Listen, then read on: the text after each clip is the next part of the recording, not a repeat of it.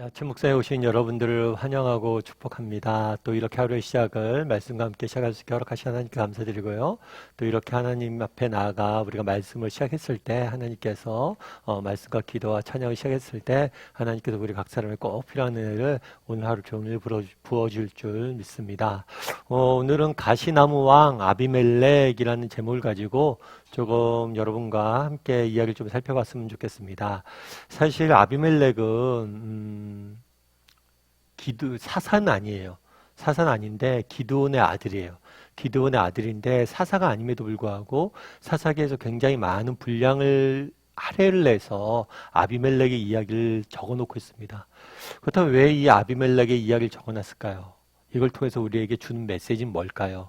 이 부분에 대해서 저랑 조금 함께 묵상하고 또 우리가 받을 수 있는 교훈이 뭔지 함께 나누는 시간들이 되었으면 좋겠습니다. 먼저 1절과 2절 말씀을 같이 한번 읽어봤으면 좋겠는데요. 같이 읽도록 하겠습니다. 여룻바알의 아들 아비멜렉이 세겜에 가서 그의 어머니의 형제에게 이르러 그들과 그의 외조부의 집에 온 가족에게 말하여 이르되 청하노니 너희는 세겜의 모든 사람들의 귀에 말하라.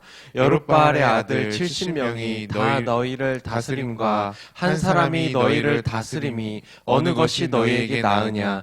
또 나는 너희와 골육임을 기억하라 하니. 예, 오늘 본문에 보면 여룻바알이라고 이야기했는데 이거는 기드온의 다른 별명이에요. 기드온이 바알 신상을 무너뜨리자 바알이 그와 함께 싸울 것이다 해서 바알과 싸우는 사람. 어쩌면 이 여룻바알이란 이름은 기드온의 정체성을 가장 잘 보여준 거죠. 기드온이 뭘 했어요? 이방신들과 또 이방신을 섬기는 사람들과 전쟁을 했던. 어쩌면 이런 면에서 여룻바알은 우리 그리스도인들의 모습을 보여주는 것도 이기도 하죠. 정말 우상과 정말 우리가 싸우고 우상을 버리고 날마다 정말 내 안에 있는 우상을 버리는 그런 작업들을 해야 됩니다. 기드온도 마찬가지였죠. 우상이 다른 곳에 있지 않았어요. 그 집 안에 아버지 집에 있었어요. 그래서 내 안에 있는 우상을 버리기 위해서 노력하는 것, 날마다 분투하는 것, 그것이 그리스도인의 삶의 모습일 수 있습니다. 그런데 오늘 본문은 되게 재밌는 표현이 있어요. 여룻바알의 아들 아비멜렉이라고 되어 있죠.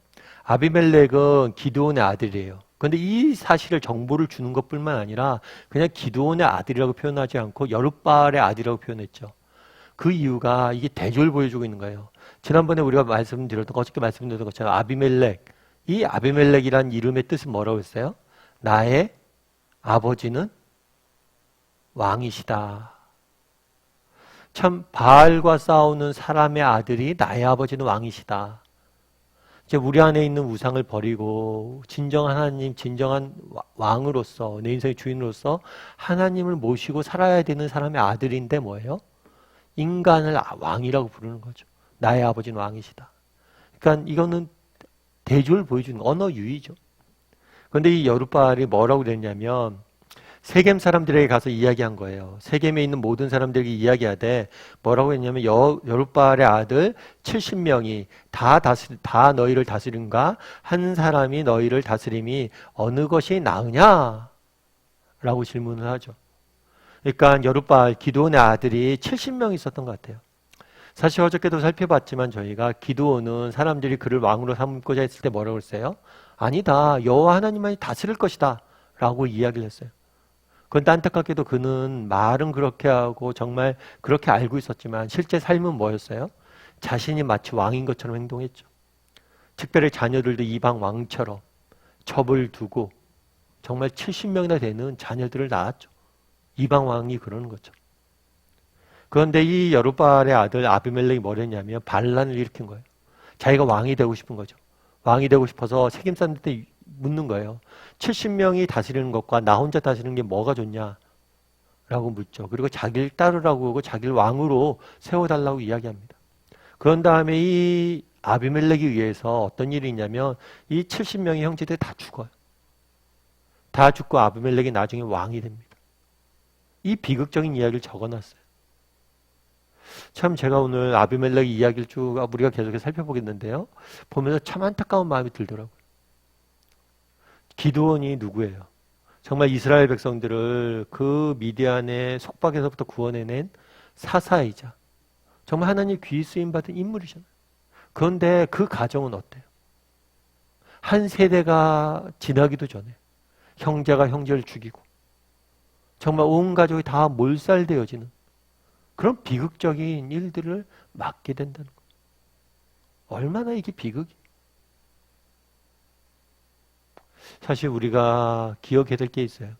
어쩌면 기도원도 그렇고 나중에 나오지만 사무엘도 그렇고 정말 어떤 면에서 하느님 앞에 귀 쓰임 받은 사람들입니다. 그런데 성경에 많이 나오는 인물 중에 특징이 있어요. 그들이 범하는 우가 있어요. 그건 뭐냐면 정말 하나님 앞에 귀 쓰임 받았는데 뭐예요? 정작 그 가정을 믿음으로 사랑으로 지키는 데는 실패하는 모습들을 보게 됩니다. 참 그게 안타까운 거죠. 우리가 가끔 성경을 읽다 보면 족보가 있잖아요. 누구는 누굴 낳고 누구는 누굴 낳고 누구는 누굴 낳고 누구는 누굴 낳고 누구는 누굴 낳고 이렇게 쭉 되어 있잖아요. 그래서 아, 우리는 그냥 낳았구나. 족보구나 생각하기 쉬운데 그게 아닌 것 같아요. 그 말씀들을 보면서 전 늘 느껴진 게 있어요. 정말 하나님께서 우리에게 주신 소명이 뭐냐? 그건 뭐예요? 우리 가정을 정말 믿음과 사랑 안에서 뭘 하는 거예요? 정말 키우고 양육하고 그게 우리에게 주신 가장 중요한 사명이에요. 믿음의 조상 아브라함을 보십시오. 그가 한 일이 뭐가 있어요? 그가 나라를 세웠습니까? 그가 큰 전쟁을 했습니까? 그가 무엇을 했어요? 그가 한 건 정말 하나님을 신실하게 신뢰했던 것과 또 그 자녀들에게 믿음을 신실하게 전해주려고 노력했던 것. 그만큼 가정은 하나님께서 우리에게 주신 귀한 사명이란 것. 그런 면에서 오늘은 한번 돌아봤으면 좋겠어요. 정말 나는 어떻게 우리 자녀들을 양육하고 있는가? 정말 믿음과 사랑 안에서 우리 자녀들을 양육하고 있는가? 나는 기드온과 같은 잘못을 범하고 있지 않은가? 내가 정말 하나님을 향해 열심을 갖고 달려가고 있지만 어쩌면 나의 가정들은 무너져 있지 않은가? 참 이런 질문 앞에서 우리가 좀 두려운 마음들이 들죠. 저도 목사잖아요. 저도 그냥 자신할 수가 없어요. 우리 자녀들이 정말 목사의 자녀면 다른 사람들이 기대할 거 아니야. 더 믿음도 좋고 더 훌륭하게 자라게. 그런데 그거에 대해서 자신이 없어요. 그만큼 아마 그것은 이런 질문 앞에 섰을 때 우리가 자신이 없는 이유는 우리 모두가 완벽한 부모는 아니기 때문이 아닐까 싶어요. 사실 뭐 저희 가정 얘기를 드려서 좀 그렇긴 한데 저는 사실 저희 어머님을 주일 설교 때도 말씀드렸지만 진짜 존경합니다. 저희 어머님 같은 경우에는 굉장히 젊은 날 홀로 되셨어요. 그래서 저희 3남매를 어렵게 키우셨죠. 어렵게 키우시고 참 그렇게 3남매를 여자 혼자서 키운다는 게 쉽지 않잖아요. 너무 많이 고생을 하셨겠죠. 뿐만 아니라 원래 신앙이 없었어요. 그런데 그러다가 신앙을 가지셨죠. 이걸로 인해서 집안에 굉장히 많은 어려움들이 있었어요. 물론 집안 어른들이 함부로 못했죠. 왜냐하면 정말 남편도 없이 홀로 그렇게 자녀를 어렵게 키우는데 그렇게 하면 안 되니까.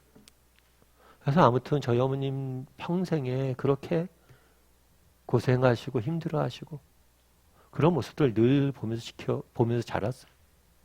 그런데 제가 어머니를 존경한 이유는 그런 고생을 했고 그런 면들도 있는데 제가 어머니 하면 제일 떠오르는 이미지가 있어요. 그건 뭐냐면 저희 어머니 같은 경우는 기도를 되게 열심히 하셨어요. 그래서 제가 새벽에 아침에 뭐 화장실 간다거나 뭐 새벽에 무슨 일이 있어서 깨면 늘 저 부엌 구석에서 기도하시는 어머니의 기도소리를 사실 전 늘 그 기도소리를 들으면서 자란 거죠. 참 어머니 하면 기도하시는 모습이 떠올라요. 그리고 참 저 기도의 자리가 있어서 어머님이 저 힘든 삶을 이겨낼 수 있었고 또 저도 그렇죠. 제가 힘들고 어려운 일이 있을 때 늘 어머님한테 기도를 부탁하게 되더라고요. 왜냐하면 어머니 기도하시니까. 사실 저희 어머님은 저는 완벽한 어머니라고 믿지 않습니다. 그렇게 생각하지 않아요. 하지만 제가 어머님을 진심으로 존경하는 이유는 뭐냐면 정말 그렇게 기도하는 모습 때문이겠죠. 우리도 우리 자녀들이 우리를 바라봤을 때 완벽한 부모를 우리에게 요구하는 건 아닌 것 같아요. 하지만 다만 한 가지, 정말 하나님 앞에서 정말 우리가 정직 있게 살려는 무엇 하나 그런 걸 있다면 그것이 우리 자녀들을 믿음 안에서 키울 수 있는 모습이 아닐까 싶어요. 아브라함도 마찬가지였겠죠. 완벽한 사람은 아니었어요. 성경에 나온 아브라함이나 이삭이나 야곱이나 요셉이나 다 완벽한 사람은 아니었어요. 그런데 무엇 한 가지 하나님 앞에 온전히 드리려는 모습들이 있었던 거죠. 저는 오늘 우리 함께 돌아봤으면 좋겠어요. 정말 그날의 기드온이 정말 그 가정을 믿음으로 정말 사랑으로 하나 만드는데 실패해서 너무나 큰 비극을 그 가정이 맞이했는데 나는 어떤가? 난 정말 믿음과 사랑으로서 가정을 잘 양육한 사람인가? 그럼 어떻게 해야 될까요? 단 한 가지라도 정말 우리 자녀들이 보기에 선한 영향력을 미칠 수 있는 그런 모습이 내게 있는가 돌아봤으면 좋겠어요. 아니 정말 하나님 앞에서 우리가 그런 모습으로 정직하게 하나님 앞에 나아가서 우리 자녀들 가족을 위해서 기도하고 또 자녀들에게 선한 믿음에 정말 유산을 주기 위해서 노력하고 한 가지라도 노력한다면 하나님께서 그걸 통해서 일하실 거예요. 그런 믿음을 가지고 오늘 하루 또 가정 내에서 내가 어떻게 우리 가정을 믿음과 사랑을 세울지 묵상하고 한 가지라도 정말 가정을 믿음과 사랑을 세우기 위해서 실천할 줄 아는 오늘 하루가 되었으면 좋겠습니다.